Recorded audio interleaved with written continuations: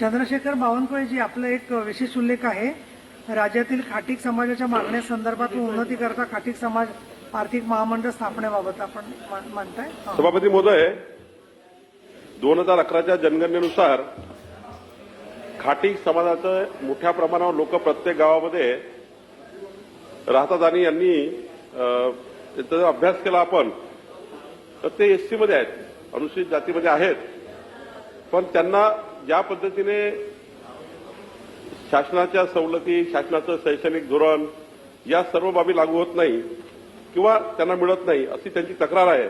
आणि म्हणून खाटीक समाजाकरता त्यांची मागणी अशी आहे की डॉक्टर संतोषजी लाड विकास महामंडळाची निर्मिती करावी.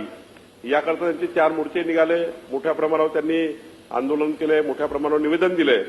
तर आपल्या माध्यमातून सरकारला माझी विनंती आहे की खाटीक समाजाकरता डॉक्टर संतोषजी लाड आर्थिक विकास महामंडळाची स्थापना करावी. ठीक आहे, शासनाने दखल घ्यावी.